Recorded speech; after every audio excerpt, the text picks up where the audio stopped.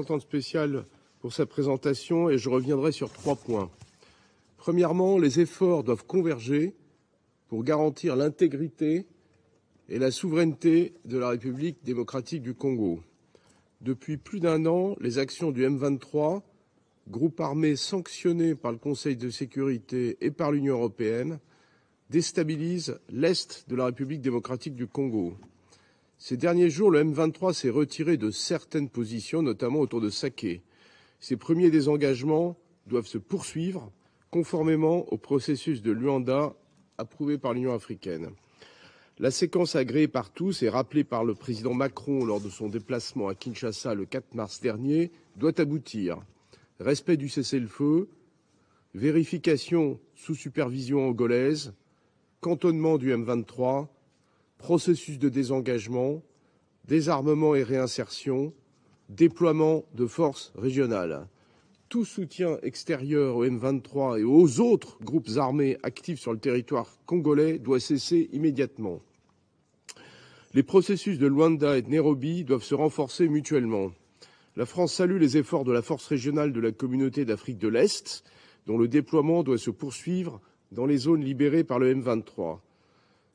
La France salue également l'envoi prochain d'un contingent angolais pour sécuriser les zones de cantonnement du M23 et protéger le mécanisme ad hoc de vérification.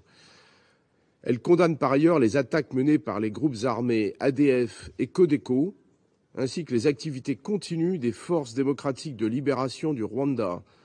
Tous les combattants doivent désarmer.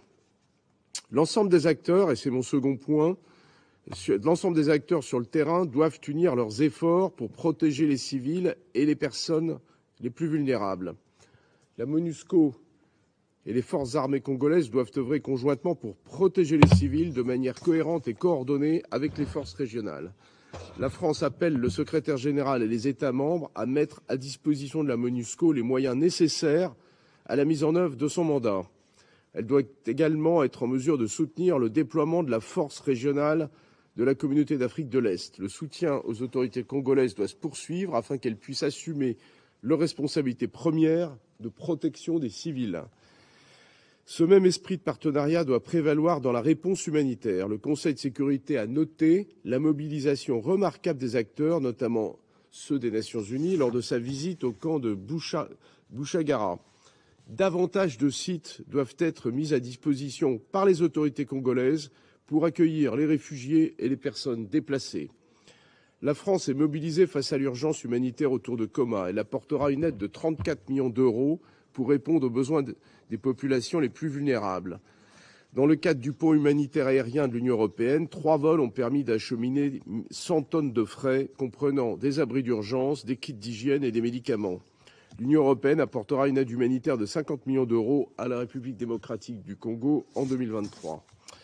Troisièmement, les avancées doivent se poursuivre en matière de justice et pour préparer les élections prévues au mois de décembre prochain. Des avancées ont lieu en matière de lutte contre l'impunité. Je pense notamment à la loi promulguée en décembre dernier pour la protection et la réparation des victimes de violences sexuelles. Les efforts doivent aussi se poursuivre en termes de justice transitionnelle pour assurer la protection des droits de l'homme et pour lutter contre les discours de haine et les incitations à la violence. Enfin, la France réaffirme son soutien au gouvernement congolais dans l'organisation d'élections transparentes, libres et inclusives dans les délais prévus par la Constitution. Des efforts majeurs ont été déployés pour initier l'enregistrement des électeurs. La MONUSCO apporte son appui logistique. L'organisation de la francophonie est aussi mobilisée à la demande de la Commission électorale nationale indépendante pour accompagner les institutions et la société civile impliquées dans le cycle électoral. Les conditions doivent être réunies pour la bonne tenue des élections sur l'ensemble du territoire congolais. Monsieur le Président, la République démocratique du Congo ne doit pas être un butin de guerre. Un chemin vers la paix est possible si chacun se montre à la hauteur de ses responsabilités. Je vous remercie.